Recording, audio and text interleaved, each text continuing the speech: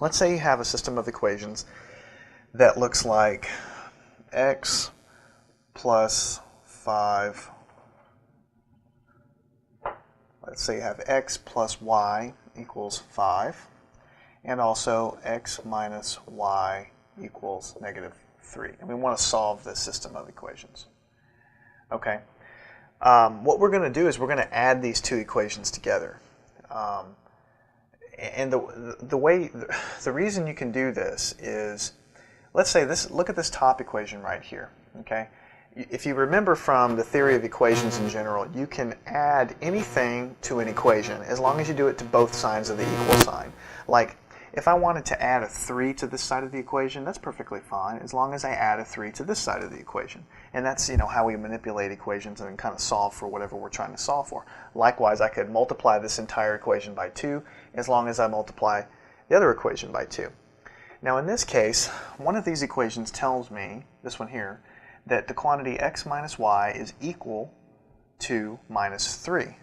So I can add x minus y to this equation up here. I can add the quantity x minus y over here on this equation, as long as I add x minus y, the quantity x minus y, to the other side. I could do that, but it really wouldn't help me get anywhere. But this equation tells me that x minus y is just equal to negative 3. So what I can do is I can add x minus y up here, and I can also add x minus y over here, but I know that that's just equal to negative 3, so I can, instead of adding x minus y here, I can just add the negative 3 here. The end result is, I'm trying to give you a little background as to why you can do it, but the end result is when you get two equations like this, you can add them up. So let's do that. On the left-hand side of the equal sign, we're going to have x plus y, that's just this stuff, and we're going to add this quantity plus x minus y. Okay, I've just added that term here, equals 5 plus, and this is a negative 3, so I'm just going to put negative 3 here. Of course, you know that 5 plus a negative 3 is just equal to 5 minus 3. Okay, like that. So what you do is you add the two things on the left and you get something, and you add the two things on the right and you get something. Okay? Now let's go ahead and simplify this. Okay, x plus x is 2x. Y minus y is 0, so that just drops out altogether. And that equals 5 minus 3 is just simply 2. I can solve for x, of course, by dividing by 2, which is just going to give me 1. Well, look at there. I've already solved half of the thing here. This right here is what x is equal to in the solution here. And then what I can do is I can take this, just like we were doing before, and I can plug it back into one of these equations. And again, it doesn't matter which one I pick. I can pick either one. So let's do that. Let's pick the top one. X plus y, in this case x is equal to 1, plus y equals 5. I can solve for y by just subtracting 1. So I'm going to have 5 minus 1 on the right-hand side. Y is equal to 4. So the solution is 1, 4. That's a point. The point there is the solution, and that would be the intersection of these two lines if you were to plot them, which you could do. Prove that to yourself. So again, you just take the two things and you add them up, and you get something on the left, you get something on the right, and it works out. Now notice that in this case it really helped you out, because in this equation I had a positive y, and in this equation I had a negative y. So I knew when I worked this that when I add them up, the y is going to go away. And that's what you want to have here. You want to add these things up such that one of the variables disappears, like it did here. The y disappeared. So I was able to solve for x.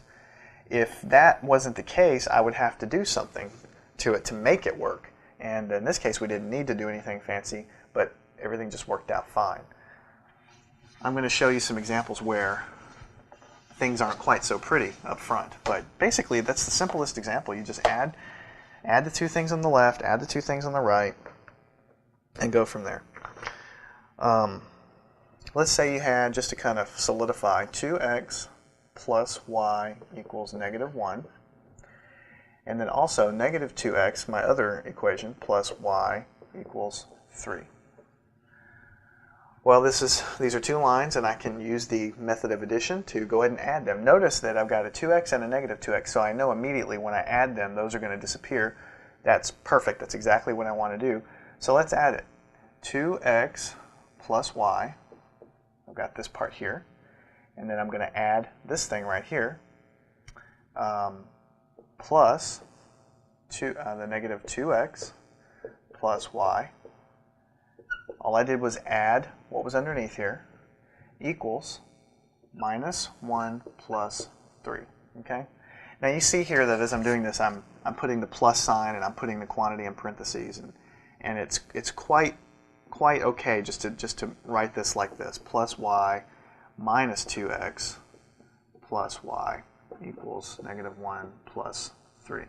You know, I put the thing in parentheses here to make it clear that I'm adding them, but really when you get the hang of it, you know that you're adding this quantity, so you could just write this quantity down, and that works out just fine. So let's do this. The 2x, and I can just show this in a different color. The 2x disappears with this 2x over here because 2x minus 2x is equal to 0.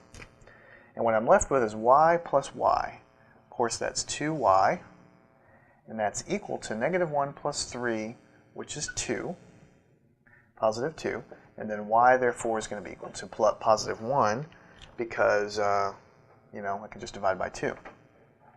Now, again, I can take this and I can plug it back in here. And so I'm going to do that. I'm going to take this answer that I got, and I'm going to go ahead and plug it into the second equation. No particular reason. I'm just going to show you that it doesn't matter which one of these you plug it into. So we have negative 2x plus y. But here we just found that y is equal to 1 equals 3. Okay?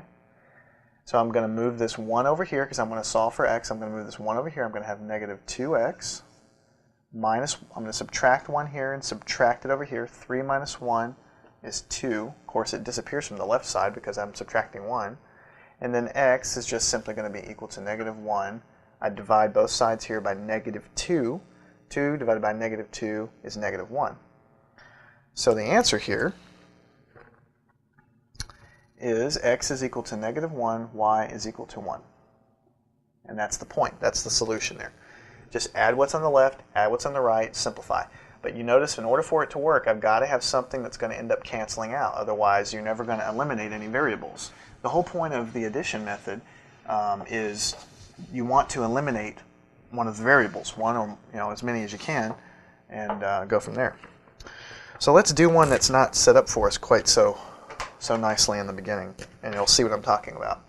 Let's say you have x plus y, and that's equal to 5. Okay, and let's say the next equation is x plus 2y is equal to 8, and I want to solve this system of equations. Okay, I could add the left-hand side and add the right-hand side, but it's not going to really help me all that terribly much, because notice here that I've got an x, and I've got a y and a 2y, and if I just add them, nothing's going to cancel. I'm going to get 2x and I'm going to get 3y, and I'm not going to help myself. But let me show you what you can do to help yourself here. Okay? What I'm going to do is I'm going to put parentheses here around this equation, and I'm going to multiply this entire equation by negative 1. When I do that, when I multiply the whole equation by negative 1, which, remember, you can do anything you want as long as you do it to both sides. I'm going to multiply the left-hand side by negative 1. I'm going to multiply the right-hand side by negative 1. And that's my plan here. So when I do that, I get negative x minus 2y equals negative 8. I just put the negative 1 in there, and that made everything negative. That's all I've done. And just for consistency, I'm going to go ahead and rewrite this. I'm not changing anything here. I'm just rewriting it. Now, I'm going to solve this system of equations. And it's the same system. This formula looks different than this one, but it's exactly the same. I've done the same operation to both sides. So this equation is actually the same exact equation as this. It just looks a little bit different. So let's add it. I've got x plus y, that's what's on top, and I'm going to add the bottom, so that's minus x minus 2y equals 5 minus 8. So I'm adding the bottom, but of course I've got some negatives, so the negatives carry through. Same thing over here. X minus x goes away, disappears. Okay? But y minus 2y just gives me negative y equals 5 minus 8 is negative 3. So I can solve for y, divide both sides by minus 1, and I will get positive 3, because of course negative 3 divided by negative 1 is positive 3. Then, what I can do at that point is I can take this number that we just found, and I can plug it back into that equation there. And so let's do that. X plus y, which is equal to 3, equals 5. X equals, and I just subtract the 3 from both sides, 5 minus 3 is 2. So the answer is x is equal to 2, y is equal to 3. Now, this set of equations was solved exactly the same way as the other set. The only difference is I noticed at the beginning I couldn't just add them up because nothing would cancel. So that's the first thing to check for. See if something's going to cancel here. Okay? And if it won't, multiply one of the equations, both sides, by something. It could be negative 1, it could be something else, to make it such that you will be able to cancel something in the end, and then just solve the equation exactly the same way that we've been doing all of them. And that's really the only trick here is to figure out what do you need to multiply to make the thing work out. And hopefully after working a few of these problems, it will be clear. Okay.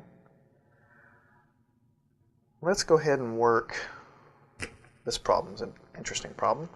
Let's say you have 2x plus y equals 10. And also you have x plus 2y equals 10. And I want to solve this set of equations. Okay.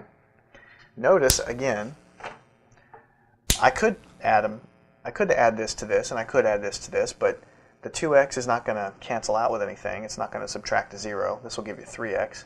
The y plus the 2y is just going to give you 3y. So really you're not going to get anything. I need to multiply one of these equations. I'm going to pick this one by something.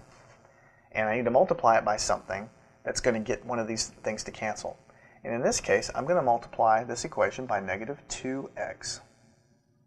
Okay? Actually, it's incorrect. That's incorrect. What I'm going to multiply it by is negative 2. Okay? The reason I'm going to do that is because I know that when I multiply by negative 2, I'm going to get a negative 2x here, and that's going to cancel with this one up here. And then in the end, that's going to help me out. So multiplying this by negative 2 is negative 2x minus 4y equals negative 20. I just multiplied 2 in here, 2 in here, gives me negative 4y, 2 in here, negative 20. And then I'm just going to recopy this equation over, no changes here at all. Okay? Now, this set of equations is what I need to solve. And, I've got that there. Now, one thing you can kind of do that I've been writing things out in many, many steps, but I'm going to show you as we kind of work through these that you can shortcut yourself little steps. What you're going to end up doing is writing this down and adding this on the left-hand side, but I know when I do that, the 2x is going to go out with the negative 2x. I can scratch those off right there.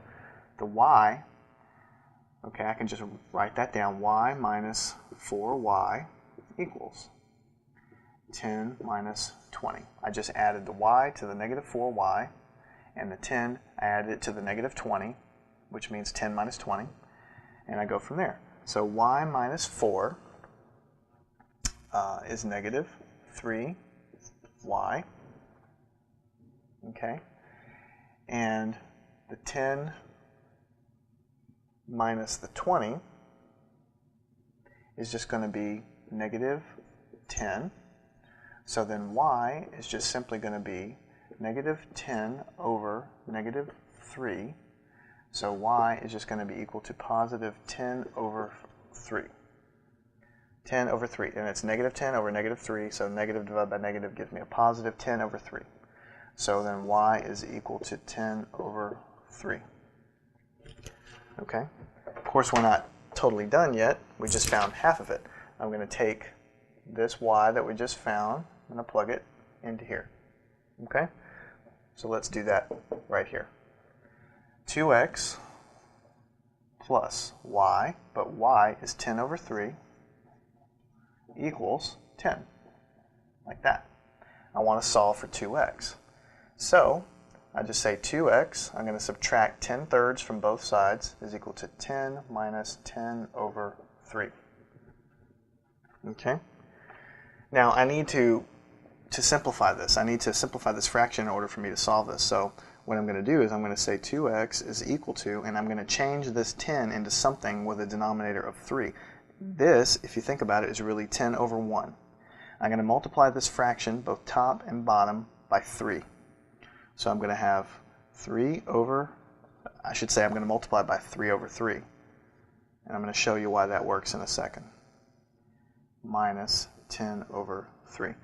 What I did here is I took this and I multiplied by 3 over 3, which is just 1. I can multiply any number by 1, but I just wrote it in a clever way, 3 over 3. I did it that way because in the end, when I multiply this, I'm going to get a fraction with a denominator of a 3, and that's going to let me add it with this. So when you're trying to do these things, you just try to figure out, what do you need to multiply both top and bottom of the fraction to get it so that you have a common denominator there. And of course, you want to make the top and the bottom number the same here so that what you're multiplying by is 1. So that's going to be 2x equals 30. 10 times 3 is 30 over 3 minus 10 over 3. 30 minus 10 is 20 over 3. Okay, so 2x is equal to 20 over 3. So then I'm going to divide by 2. So then x is going to be equal to 20 over 3 divided by 2. And if you remember back from your fractions, that's just the same thing as 20 over 3 times, you flip it over, 1 over 2. Okay? Basically, when you divide by something like that, this is really 2 over 1 down here. You take the bottom, you flip it over, and division becomes multiplication from fractions. And this 2 can go into here, and you'll get 10 here, okay? Because the 2 goes into 20 10 times. So in the end, you're going to get 10 over 3. Okay? So the answer is x is equal to 10 over 3, y is equal to 10 over 3. If any of these fractions bug you, or you're not quite sure how to do that, you can pick up my other DVD that's the Math Tutor Fractions Through Algebra, and that has dozens of examples of exactly how to solve these fractions. Okay, but basically you had 20 over 3. I divided it by 2 because that's what I needed to get here. Okay, and then when you have your fractions and the denominator, when you're dividing one fraction by another, you just take the bottom fraction, flip it over, and change it into multiplication, and then that allowed me to see that I could just simplify this by saying, okay, 2 will go into 20 10 times and simplify the fraction that way. Fractions aren't really that difficult either, but you just need to practice them. A lot of people have problems with fractions. The way to conquer them and the way to be comfortable with them is to work examples. I mean, really. And that's what my other disc does. It works tons and tons of examples on exactly how to manipulate fractions. Okay. We're just going to do a couple more problems here on solving systems of equations by addition. Okay, what if I had 2x minus y equals 16 and 3x plus 2y equals 3? Okay, now this is a really interesting problem, okay, because the reason it's interesting is obviously I can't just add the left-hand side up because nothing's going to cancel for me. Okay, so I can't do that. But what I could do is I can multiply the top equation by 2. If I multiply the top equation by 2,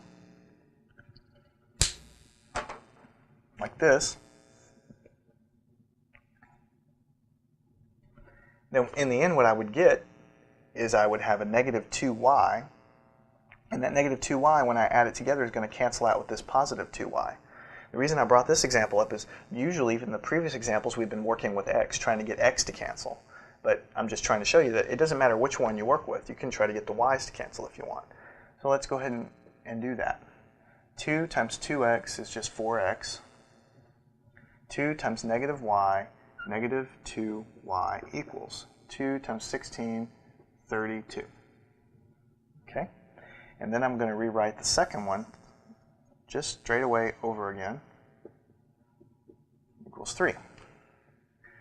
Okay? Right away, I'm going to see when I add these two things together, I'm going to draw my line, that is just going to cancel with that. They're going to go to 0. Okay? But 4x plus 3x is 7x equals 32 plus 3 is 35.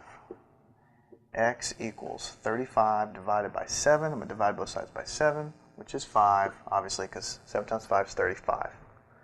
Okay? And then I'm going to take